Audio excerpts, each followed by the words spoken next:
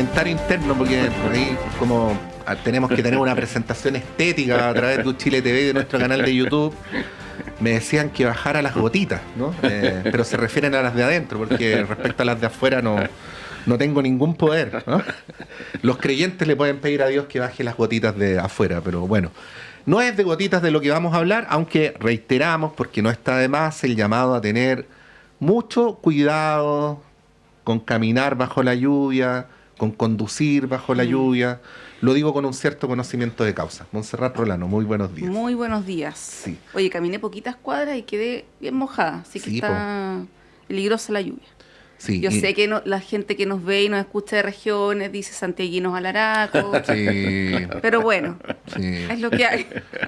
Y eso que no, claro, hay otros que te podrían decir, y eso que no anduviste una hora en metro como yo. Claro. Pero está bien. Pero sí, oye, y el piso.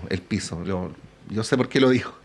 Que tener cuidado porque bajo la lluvia uno se resbala, no se da ni cuenta y puede tener un problema grave. Don Juan Andrés Lagos, muy bienvenido. Buenos días y muchas gracias, como siempre, por la invitación. Sí, porque tenemos al otro lado de la línea a nuestra querida Teresa Valdés. Bienvenida, Tere. Muchas gracias, como siempre, por estar acá. Yo estar nuevamente aquí. Bueno, bienvenida Teresa, Juan Andrés, que además está aquí desde tempranito, llegaste temprano, Juan la Andrés, lluvia. Más o menos, sí. Llegué ahí. Pues, le vamos a contar a otros panelistas que sigan tu ejemplo, ¿no? Sí, pues no vamos a dar nombre. Bueno, estábamos hablando antes de salir al aire de la entrevista que además nos decía nuestra productora Tania González, que ha sido bien comentada a través de nuestras redes, a David Bravo, que se refería a un tema que es crucial y que de hecho ayer marcó también este encuentro de la SOFOFA entre los tres primeros candidatos a la presidencia.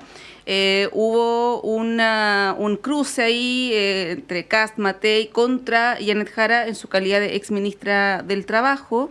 Y bueno, y David Bravo decía, entre otras cosas, o responsabilizaba más bien, a este gobierno cuando decía los últimos 3 años, ¿no? Ahora, es el gobierno post-pandemia también, o sea, hay un tema ahí de que probablemente otro gobierno le habría tocado algo similar. Pero él cuestiona el tema del sueldo mínimo como una de las causantes y también menciona que como solución a esto está el tema de la productividad, que fue algo que también dijo Joseph Ramos la semana pasada acá, y el crecimiento económico, como medidas para poder sortear esta crisis, que él dice como, tiene un término que él acuñó, emergencia del empleo o algo así, o crisis. Pero señala que es el principal problema, ¿no? Que el debate debería hacerse en torno al empleo. Así es. Juan Andrés, ¿qué mirada tiene respecto de este tema que va a marcar probablemente las campañas presidenciales? Mira, yo siempre contextualizo en un país como Chile, donde desde el golpe en adelante se viene prometiendo empleo y nunca se ha cumplido, y hemos pasado etapas dolorosas, muy dolorosas. Yo creo que nos tenemos que poner un poquito más serios y más humanistas. Y lo digo esto porque creo que efectivamente el tema del empleo se resuelve en Chile, y es mi opinión, y es la opinión no solo, sino que desde una mirada multifacética, multifactorial, con producción y con crecimiento. Y esas variables, producción y crecimiento, están en manos del Estado y del gran sector privado. No están en manos ni de los sindicatos, ni están en manos de la ciudadanía, porque no tienen mucho que hacer, casi nada. Del punto de vista de la incidencia, eventualmente, ni siquiera el Parlamento chileno, con la institucionalidad que tiene, no tiene mucho que hacer. Y por lo tanto yo diría, pongámonos de verdad en serio y responsable y miremos cómo resolvemos el tema con un acuerdo nacional, siempre hablo yo de eso, de un acuerdo nacional entre el gran empresariado, el empresariado financiero, el empresariado exportador, el empresariado que tiene lógicas de inversión y eventualmente reinversión de capital, para generar una lógica de productividad que está al alcance. Si uno mira la mano de obra, como se denomina en economía, en comparación con otros países, nuestra mano de obra es altamente calificada, en condiciones en que podría ser mucho más. Y el mucho más tiene que ver con un tipo de política pública en donde se involucran los privados, que tiene que ver con la aplicación de la inteligencia artificial. Está bien, hablemos de inteligencia artificial y pasémonos películas, todo fantástico, súper bonito y entretenido. Pero yo diría que llegó la hora en que apliquemos inteligencia artificial, como por ejemplo lo ha aplicado China, lo ha aplicado Vietnam, lo está aplicando Colombia, lo está aplicando Venezuela. Estados Unidos, a pesar de que le muestran los dientes desde el gobierno de Trump a la aplicación de inteligencia artificial en productividad y en empleo, está aplicando cosas que vienen desde China. Y nosotros tenemos una sociedad estratégica con China en todos los planos. O sea, insisto, posibilidades reales para mejorar el empleo sobre la base de no oponerlo, como se ha hecho hasta ahora, trágica y lamentablemente, al crecimiento y a la productividad, porque es muy mezquino con la economía, no solamente con las personas. Porque por ahí no va el carro, y desde los 90 en adelante han habido varios intentos, algunos han tenido algún grado de impacto, pero desde el punto de vista de la macroeconomía, desde el punto de vista del crecimiento, desde el punto de vista de la productividad y desde el punto de vista del empleo, necesitamos un tipo de política en acuerdo, Estado-privados, que efectivamente ponga el carril en esta dirección. Y cierro, reinversión de capital. Insisto, no es una idea personal, es una idea de Ricardo Frenz Davis, que viene hace mucho tiempo trabajándola, mucho tiempo. Ojalá Frenz Davis hubiera sido propuesto por la Democracia Cristiana, ministro de Hacienda en el primer gobierno de Michelle Bachelet. Digo ojalá porque es una de las personas, no el único, economista, Escuela de Chicago, él es de la Escuela de Chicago, pero que con mucho realismo y con mucha sabiduría ha escrito libros sobre eso. No es el único, pero destaco a Frenz Davis. Te está planteando hace mucho rato la necesidad de generar productividad, crecimiento sobre la base también de una variable que es reinversión de capital, que la están haciendo todos los países más o menos dependientes o más o menos periféricos del planeta. Y desde ahí buscan alianzas y sociedades. En este caso yo creo que es totalmente positivo lo que se ha hecho en Chile en los últimos meses respecto de abrirse a las relaciones económicos comerciales de otro nivel con la India, con Pakistán, con los países del BRICS, profundizar China, profundizar Vietnam, porque Vietnam es Asia-Pacífico y está ubicado en una zona donde hace algunos años atrás aquí hablábamos, ¿se acuerdan? Los gigantes asiáticos y qué sé yo. Hay una lógica ahí de asociación económica e interacción económica con Chile muy fuerte.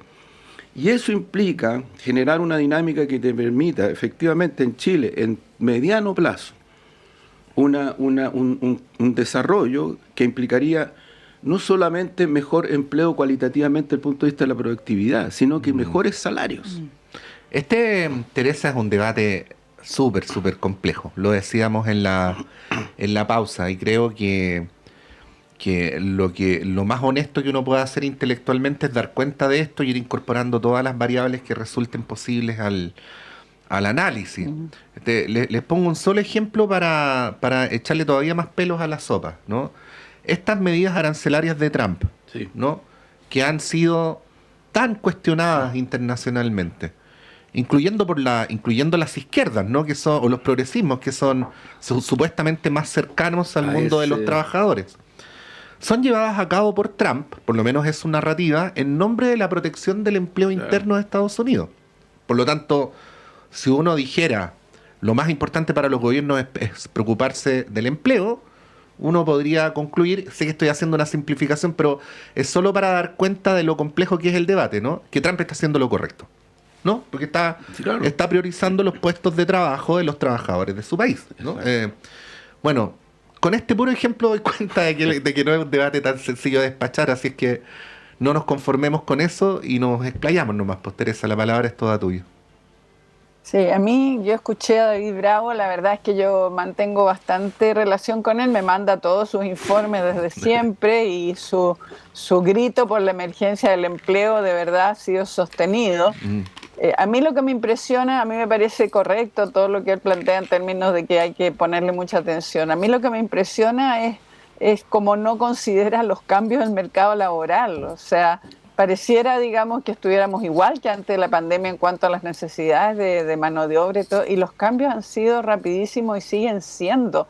Entonces, está bien las cosas que él plantea, digamos, y también el revisar la pandemia, el impacto de los retiros en términos de necesidad de controlar la inflación, todo eso me parece que va todo, digamos, bien armado. Pero hay un cambio en el mercado laboral que es muy grande y de verdad que la gente sale a buscar trabajos que ya no existen. Hay un desfase entre las necesidades, digamos, y lo que efectivamente tenemos en el mercado laboral de mano de obra. Y a mí lo que me preocupa es que estos cambios no son de un día para otro.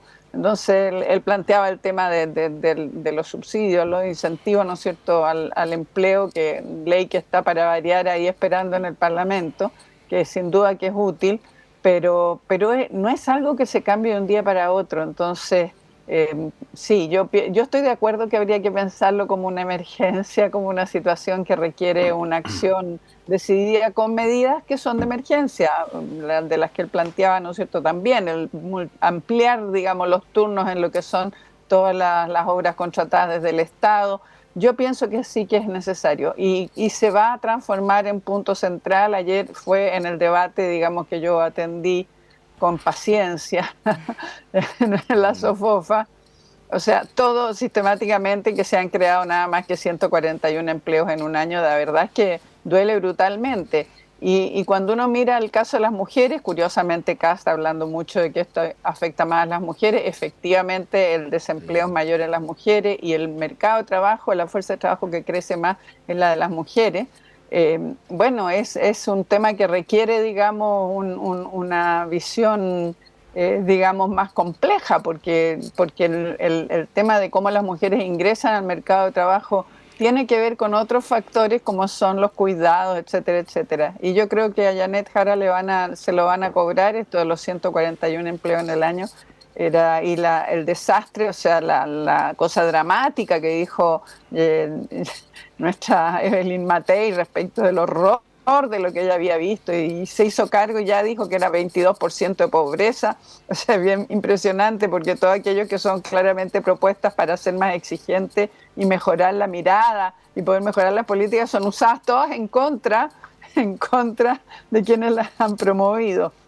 Yo pienso que tiene que haber una alerta. Nosotros el año pasado, en la encuesta que hicimos con Humana, las mujeres donde más se sienten discriminadas en el espacio laboral. Entonces yo efectivamente recado a nuestra candidata Janet Jara, ¿no es cierto?, es que sí es un tema que requiere una prioridad. Juan Andrés, bueno, ¿cómo ves eso pensando en las soluciones, ¿no? Ahora que es momento de campaña, de propuestas y de ofrecer soluciones que ojalá sean en el mediano plazo, no cuestiones que demoren tanto tiempo. Y Janet Jara, que tiene la experticia de haber pasado por el Ministerio, ¿no?, del Trabajo. ¿Cómo ves tú ahí el tema de las soluciones? Porque lo que se dice, que lo reitero, ¿no?, de parte de algunos economistas, es apostemos al crecimiento económico, a la productividad. Pero bueno, esas son soluciones que no siempre llegan y que son bien a largo plazo, ¿no? Es que sabes que si tú desarrollas, o sea, yo creo que sí, en Chile lo que hay carencia es de voluntad política. Yo creo que este no es un problema de otro tipo. No es un problema que solo haya un modelo técnico, volver con ayornamientos a este tipo de política económica que se viene de los 90 en adelante, incluidos los gobiernos de la concertación. Si eso está fracasando. Y el resultado muestra que está fracasando. El resultado es el resultado respecto de crecimiento, respecto de empleo, respecto de desigualdad, efectivamente, respecto de mujeres, efectivamente. Ahora te agrego más, la variable de la gente adulta joven, que también entra en esta situación. Estamos hablando de las personas de 30 años.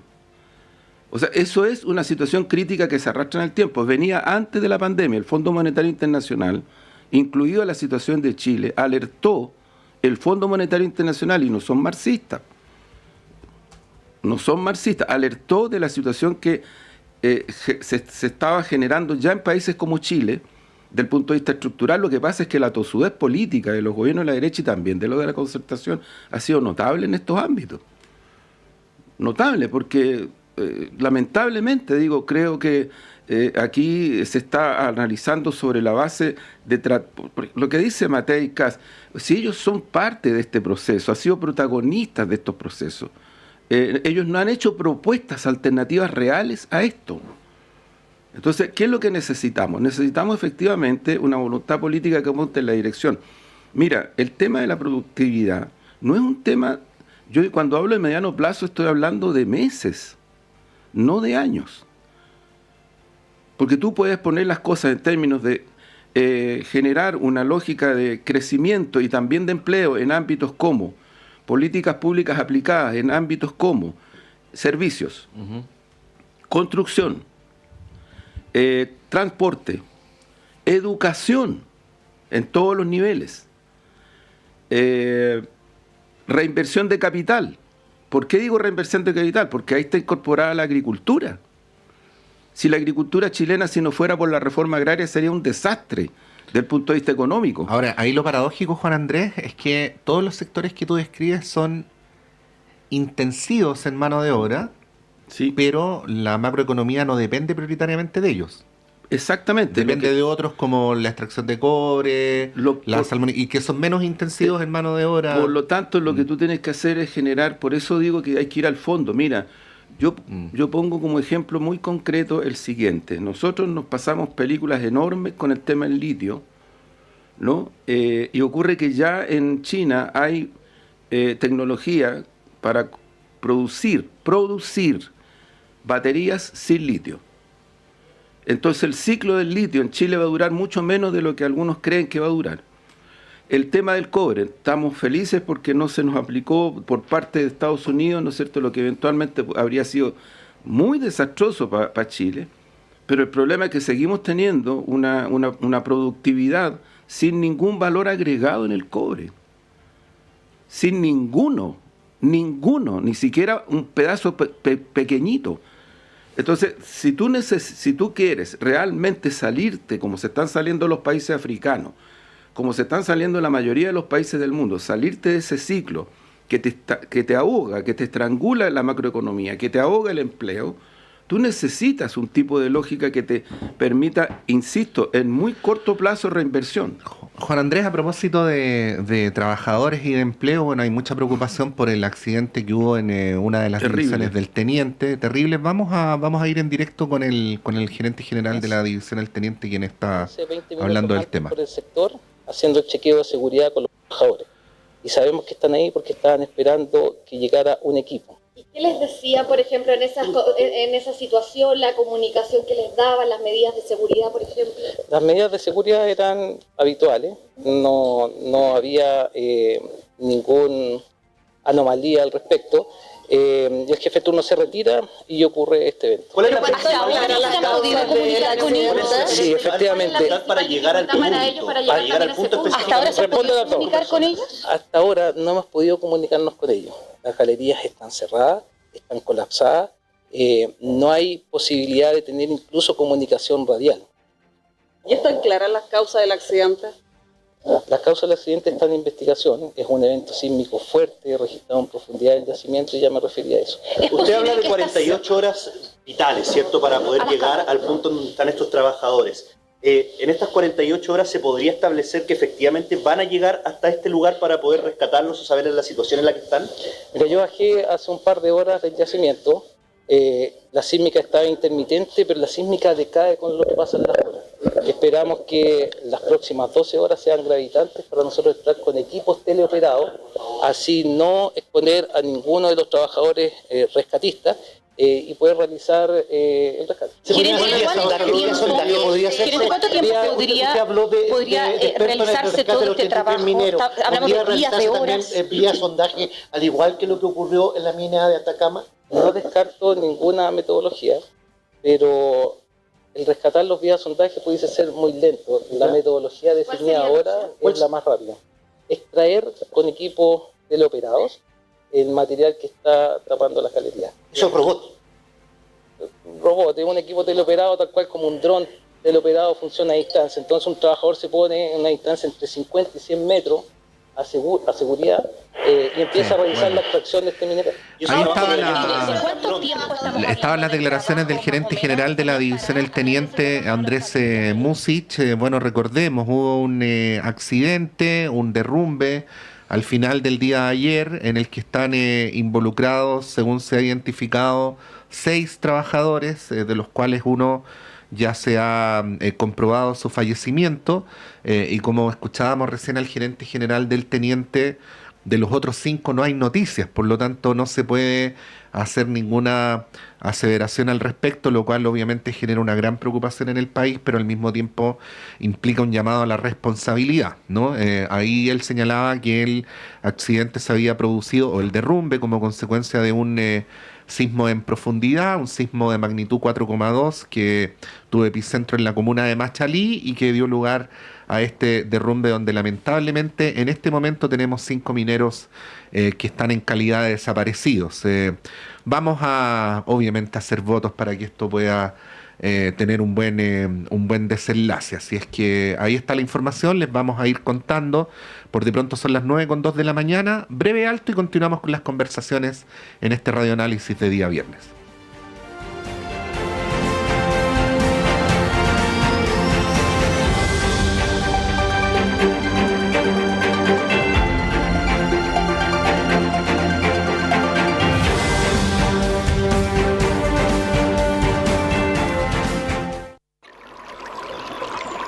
Aguas Trayén o Cascada en Mapudungún es la mejor agua purificada con tecnología de última generación. Para más información, visite su página web www.aguastrayen.com. Hola, soy Luis Orlandini y quiero invitarte a sintonizar nuestro programa Contrastes, un panorama de la música de arte chileno. Acompáñame junto a Svetlana Kotova, Andrés Mopuán y Mario Mora, académicos del Departamento de Música de la Facultad de Artes de la Universidad de Chile, mientras exploramos las diversas facetas de nuestra cultura musical. No te lo pierdas, cada sábado a las 18 horas en el 102.5 FM, Radio Universidad de Chile. Sala Máster de Radio Universidad de Chile le da la bienvenida al mes de agosto y los invita para este viernes 1 a las 19:30 horas a una noche inolvidable para la música nacional. Encuentro de músicos chilenos. 3 destacados exponentes de la bohemia capitalina se reunirán para rendir homenaje a grandes referentes de la canción de autor, cuyas obras han marcado profundamente la banda sonora de nuestras vidas. Diego Díaz, con más de 20 años de carrera, se presentará para rendir un sentido tributo al gran trovador cubano Silvio Rodríguez. Por su parte, Paul Morris se presentará por primera vez en este emblemático escenario para entregar lo mejor de la trova con emotivos temas del recuerdo, y junto a ellos, Rodrigo Núñez, acompañado de Guillermo Moreno en la guitarra, rendirán un emotivo homenaje a Joaquín Sabina. Encuentro de músicos chilenos. Una noche para reír, recordar, brindar y dejarse atravesar por letras que, aunque duelen, siempre sanan. Una noche de tributos a Silvio, Sabina y el humor en la trova. Viernes 1 de agosto, 19:30 horas. Entradas disponibles en portaltickets.cl y más información en www.salamaster.cl.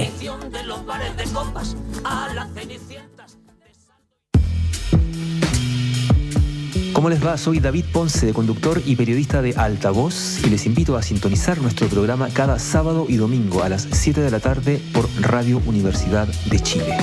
Una hora de noticias y estrenos por Altavoz, con más volumen para la música chilena, por el 102.5 FM y por la señal de radio.uchile.cl. Saludos a todos nuestros auditores y auditoras de Radio Universidad de Chile. Les habla Jan Flores Quintana, cientista político, y les invito a escuchar todos los miércoles a las 22:30 horas el programa Memorias de Futuro. No se pierda el programa radial de historia más escuchado de Chile, solo en el 102.5 FM, Radio Universidad de Chile, la radio que piensa.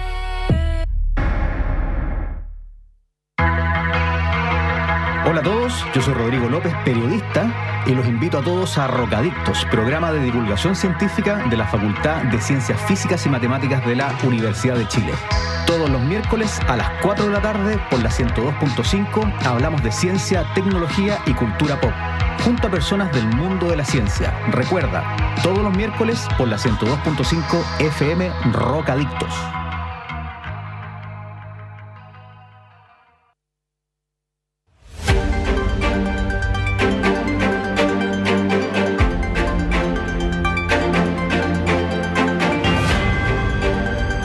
El Departamento de Prensa de Radio Universidad de Chile trabaja para mantenerlo informado.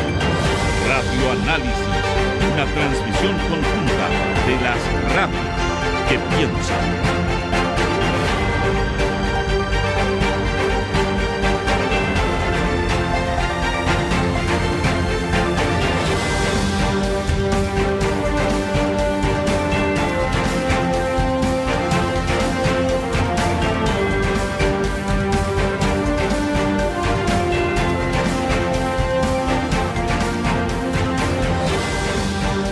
Bueno, cuando llueve en Santiago, quiere decir que llueve en Santiago y no necesariamente en el resto del país. Por ejemplo, a través de nuestro canal de YouTube y de Uchile TV estamos viendo imágenes de la costanera de Punta Arenas, que en contradicción con nuestra zona central se ve soleada, con un mar calmo, y que a pesar del frío a uno le lleva a tener ganas de estar ahí, ¿no?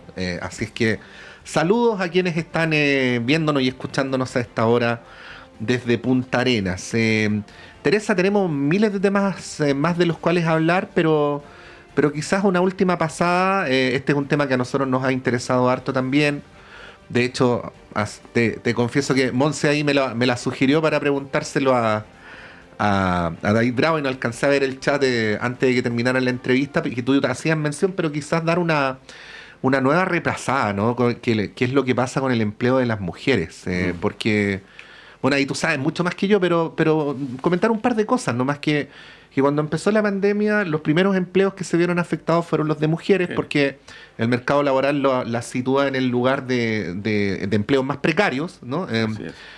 Pero además por la carga a la que tú hacías referencia, o sea, si tienes que hacerte cargo además de los niños, de la casa, de las personas enfermas, tanto más difícil buscar un trabajo que sea compatible con todo ello, ¿no? ¿Cómo ves ese tema? Como sacándolo un poco de lo coyuntural también y ver qué medidas habría que tomar en ese plano. Históricamente, en todas las crisis económicas que hemos tenido, la de los 80 fue igual. Los primeros empleos que se pierden son los de las mujeres y los que más cuesta recuperar. Está absolutamente, digamos, demostrado. Y lo más impresionante es la incorporación de las mujeres entonces al mercado informal. Sin embargo, es bien interesante porque en las cifras actuales no aparece, o sea, se ha reducido la participación, el empleo informal. Entonces, no es que automáticamente, digamos, se pueda producir, digamos, un traslado de uno a lo otro. El empleo femenino sí tiene barreras de distinto orden, pero sin duda la principal sigue siendo, digamos, las tareas de cuidado. La CACEN nos muestra, digamos, que la mayor parte de las mujeres que no están trabajando es porque tienen tareas de cuidado permanente. Y eso tiene que ver, digamos, con cuidado de distintos tipos de personas dependientes de la familia, llámese hijos, llámese familiares enfermos, llámese distintas personas. Y mientras no haya una manera de compatibilizar o de lo que llamamos la corresponsabilidad en los cuidados, cada vez, digamos, o sea, sistemáticamente las mujeres salen. Por otro lado, hay otro dato que es muy impresionante, que es la reducción de lo que se llama el trabajo, el empleo, digamos, de casa particular. En las cifras hoy día, cuando uno mira lo que era en los 90, lo que representaba dentro del empleo femenino y lo que representa hoy día, o sea, claramente ha habido un cambio en la estructura del empleo en el mercado laboral de las mujeres, que tiene su lado positivo, porque eso eran trabajos muy precarios.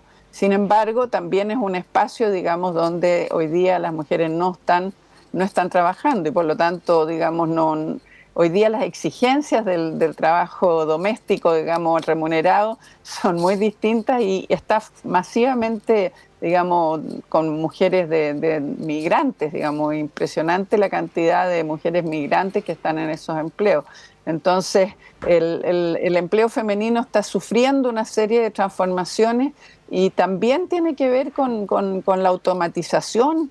Las mujeres estamos menos en los digamos, puestos de trabajo que tienen que ver con avances tecnológicos, incluso en los servicios. Entonces, requiere, digamos, un tratamiento especial, que si en general el empleo tiene un tema, el empleo, digamos, de las mujeres requiere, en cuanto a capital humano, formación, los esfuerzos que se están haciendo por la formación de mujeres en nuevas tecnologías, las carreras STEM, es enorme, digamos, pero, digamos, ahí hay un déficit. Entonces, no es nada fácil resolver el tema, y en ese sentido yo comparto que tiene que haber una mirada estratégica, digamos, y inmediata y táctica de cómo se aborda en el próximo gobierno. Entonces, el empleo de las mujeres tiene, la barrera principal es esa, el tema de los cuidados, porque sigue siendo, la encuesta de uso del tiempo nos muestra que las mujeres en promedio trabajamos 2 horas y media adicionales todos los días, digamos, en tareas de cuidado,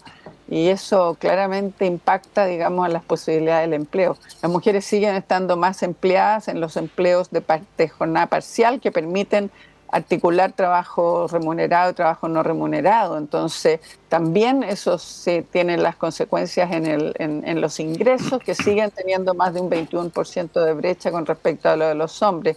Entonces, esto requiere un abordaje. Entonces, el Ministerio de la Mujer ha desarrollado algunas cuestiones, algunos programas, pero y el hecho de que esté la ministra de la Mujer en el Comité Político ha significado que en estas propuestas, digamos, que tienen que ver con subsidio al empleo, se incorpore sistemáticamente a las mujeres, pero es más que eso, digamos, la crisis, la emergencia requiere más abordaje, más atención todavía, y por supuesto que la Sala Cuna Universal, que ya apareció, que también está puesta en los programas de gobierno, no solo de Janet Jara, sino que también de el candidato Kast, digamos, es un tema, el cuidado, la Sala Cuna Universal.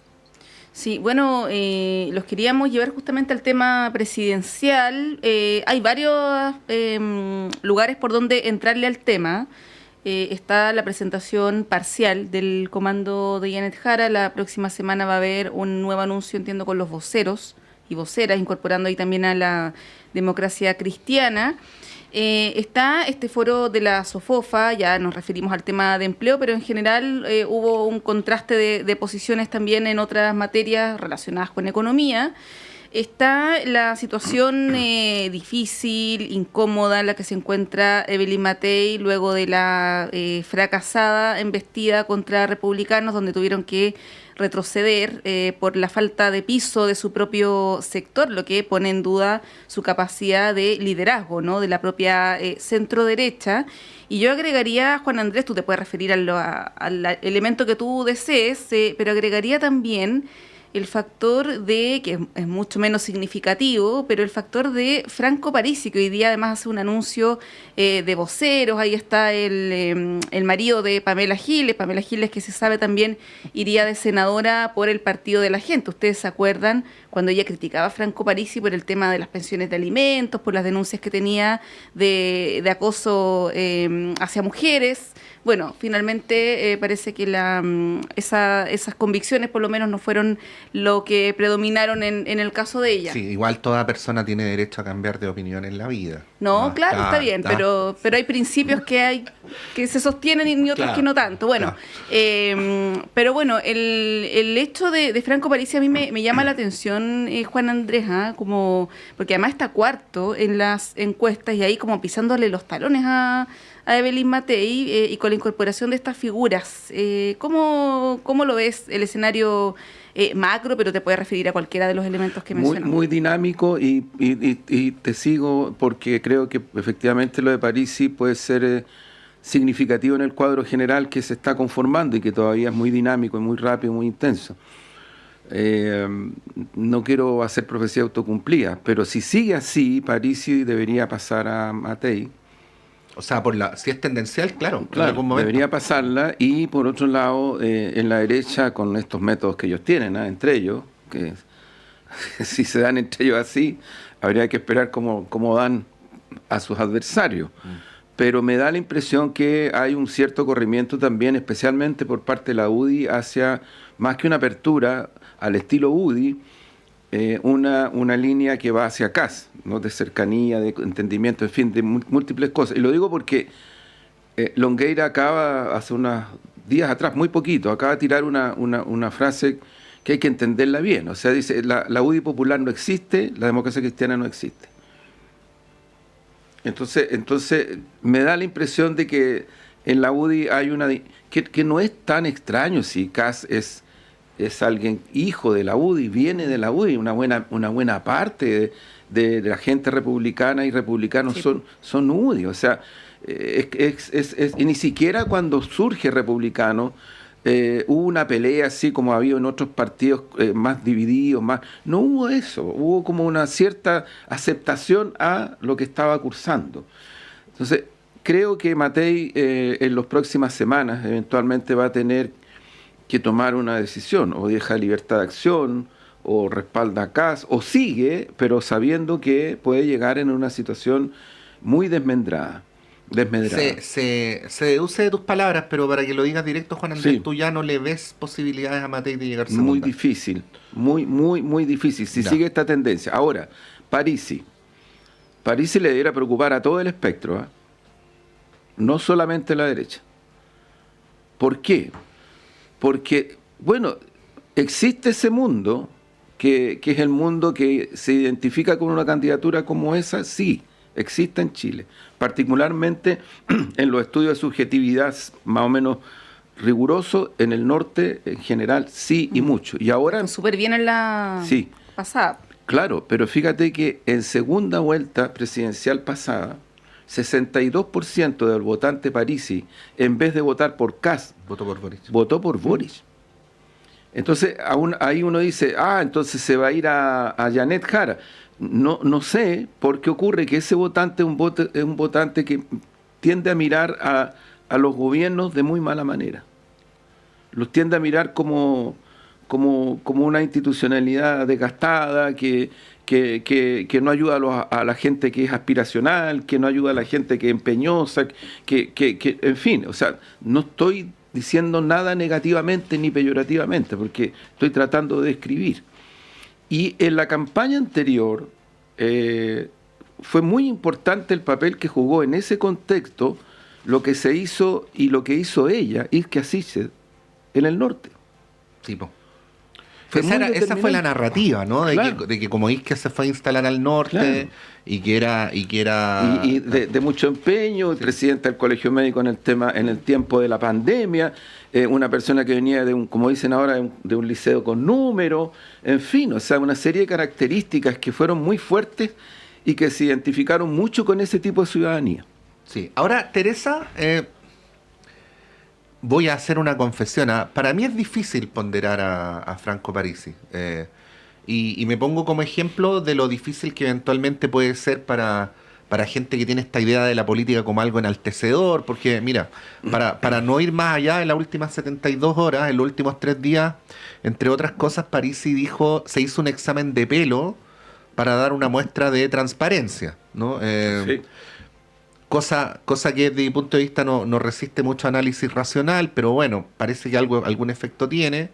También en una entrevista dijo que quería obligar coercitivamente a que las mujeres hicieran la mamografía, ¿no? Era su manera de enfrentar el tema del cáncer en Chile, entre otras cosas. Bueno, no, ha dicho cuestiones espantosas, como que las personas descendientes de pueblos originarios tienen que demostrar que tienen más de un 80% de sangre indígena para poder acceder a beneficios sociales, o sea, cierre de escuelas de periodismo y un montón de otras cosas. Claro, que incluso lo del cierre de escuelas es anticonstitucional, porque en Chile existe la libertad de enseñanza que promueve el mismo sector del que supuestamente Parisi proviene. Pero bueno, es difícil así, es difícil así, pero sin embargo es un hecho de la realidad. O sea, lo que escribía Juan Andrés es cierto, puede ser que la tendencia en algún momento se revierta, pero el dato a día de hoy es que Parisi está subiendo muy rápidamente y Matei está bajando muy rápidamente. Se están acercando. es el dato más móvil, de hecho, del cuadro político actual, ¿no? Y perdona, Sí. y los otros candidatos eventualmente que están ahí, de acuerdo a los estudios, más o menos pegados. Sí, po. Todos los otros. Bueno, ¿qué se hace con un fenómeno así, po? No sé, a mí me impresiona además este Parisi que dice que él no trabaja en Chile y por lo tanto no paga impuestos. Entonces esta cosa que casi da vergüenza, digamos, y lo dice. Pero yo creo que frente a Matei y a lo más, aparece como este señor que viene de fuera, que es y eso claramente puede ser un aliciente para un montón de sectores, pues, frente a la crisis y al cuestionamiento de la élite, de la institucionalidad. Él dibuja esta cosa de venir, digamos, de fuera, y como viene totalmente de fuera porque vive en otro país, pareciera tener, además, el self-made man, ¿no es cierto?, que salió adelante, tiene una serie de elementos culturales, como dice Juan Andrés, que uno tendría que reconocer. No sé, yo la verdad es que no sé por qué se ha despachado tan rápidamente el evento de digamos, de la fake news contra Evelyn Matei. Y esto, como diciendo, metió las patas metiéndose en el tema. Yo encuentro que eso es una situación gravísima, que los resultados de la investigación que hizo propia, digamos, Chile Vamos, en términos que además el 76% de los bots y los ataques son contra mujeres. Entonces, a mí me sorprende que diciendo no le vino bien porque rápidamente todos dijeron no se podía judicializar, pero es gravísimo. Yo estoy muy preocupada en este proceso electoral del uso y abuso, digamos, de las nuevas tecnologías, de los bots, de los ejércitos de bots, de los trolls y todo, porque se están usando, y yo pienso que en esta campaña no van a estar fuera. Y conocemos experiencias, bueno, la última, la de Argentina con Buenos Aires, o sea, conocemos casos muy dramáticos del uso de la inteligencia artificial, del uso de la mentira, con por supuesto, masivamente algoritmos y no sé qué más, que hacen llegar mensajes falsos a la población y que pueden realmente tener un impacto en las elecciones. Yo estoy muy preocupada porque además todo lo que he escuchado y he seguido, las cosas que ha hecho los programas de Matamala, han habido una serie de programas con expertos, pareciera que estamos totalmente desarmados frente a eso. Entonces a mí me sorprende esto que se descartó rápidamente, no le convenía acusar a los republicanos, digamos, de que estaban liquidando la candidatura de Matei. Pero pienso que sí, que eso está vigente. Entonces, pienso que no debe despacharse tan rápido. Entonces, no le convino, todos se bajaron, no queremos hacer judicializar ni menos con Kast, pero está ahí. Entonces, no sé cómo van a ser las candidaturas. Lo otro que quiero decir es que me parece excelente cómo Janet Jara va conformando su equipo. Me parece que el equipo que ha presentado es muy interesante, que incluye todo tipo de aportes, digamos, y de distintos lados y sensibilidades, y que va, digamos, dándole fortaleza y solidez, digamos, a su equipo, a su campaña. No sé qué va a pasar con los voceros. Yo obviamente que tengo preocupación de cómo se avanza en delinear más concretamente los contenidos. Ayer ella hizo, a mí me pareció muy interesante y marca mucha diferencia en términos de las propuestas programáticas, el énfasis en su gobierno de lo que significa, digamos, la paz social, digamos, todo lo que hace a lo social respecto de las políticas que están proponiendo los otros candidatos que son de gran impacto en la sociedad en materia de cesantía y de represión y varias cosas más. Yo quedé muy impresionada de las amenazas de Kast de que vienen políticas de shock. Esa cosa ya la vimos, y una serie de cierres. Nuevamente habló tanto Kast como Matei hablaron de Bukele, no para felicitarlo, sino que para decir como lo rápido que se pueden construir las cárceles. Se pueden construir muy rápido, y no como dicen ahora que se demoran mucho. Y entonces vamos viendo, digamos, que hay una tensión, que lo que más ofrece, y debería ser claro, Janet Jara, ¿no es cierto?, es la estabilidad, el consenso, el diálogo, la paz social, y eso es demasiado valioso. Yo pienso que hay una línea de trabajo donde se ven muy claramente, digamos, las diferencias con las propuestas en un contexto tan difícil como el de la SOFOFA, digamos. Realmente los aplausos iban más a Matei y a Kast, pero lo hizo bien Janet. Sí. En algún momento Janet Jara dijo, yo sé que aquí no voy a ganar ningún voto, como que... Sí. No, de hecho salieron reportes de organismos que se dedican a hacer sondeos de opinión respecto de este debate, y José Antonio Kast ganó holgadamente, luego vino Evelyn Matei y al último Janet Jara, pero tiene que ver con los asistentes también y las personas interesadas en este tipo de eventos, que no es la mayoría de la ciudadanía, porque... Pero ese es un dato interesante, porque querría decir que el gran empresariado está mucho más con Kast que con Matei. O sea, uno podría hipotetizar al respecto. Sí, me llamó la atención eso. Yo habría esperado que fuera más con Matei que con Kast, que además tiene todas estas propuestas de regulación que son más como más la lógica del cambio que de mantener lo que ya existe. Bajar 4 puntos los impuestos, en fin. Sin compensación. Ayer Mario Marcel hizo una recomendación a las candidaturas de tratar de no echar abajo todo lo que existe ahora en materia económica, no volverse muy creativos para todos. Bueno, Juan Andrés, nos quedan poquitos minutos, puedes referirte a lo que quieras. Yo solamente una breve pregunta, porque ayer se especuló mucho sobre la participación de Marcos Barraza. Como jefe de gabinete se había como anunciado a través de la prensa, pero no es el primer anuncio que se echa abajo, porque además no fue algo formal, no fue una cuestión de los medios, y se especuló de por qué la candidata no lo habría puesto a él a la cabeza y habría puesto a otra persona, y que el PC no tendría un rol preponderante. ¿Cómo lo ves tú o qué sabes tú? No, mira, yo de lo que se conoce, para no hacer interpretaciones que eventualmente son eso, muy legítimas, pero son eso. De acuerdo a lo que se conoce, la función que juega Marcos Barraza es una función muy significativa y de mucha cercanía con ella, ¿no? Eso es lo que quedó instalado, ¿no? Es como un asesor principal, por decirlo así, en cuanto a cercanía. Y por lo tanto, para mí, ese es el dato de realidad, ¿no? No le doy ninguna otra significación. En relación a las características que está tomando el comando y la campaña, yo creo que se está alcanzando algo bien significativo. Yo lo he dicho en otros momentos, lo de la DC no es episódico en relación al PC. Nosotros como PC venimos trabajando muy fuertemente hacia la concertación y particularmente hacia la democracia cristiana desde los 90 en adelante.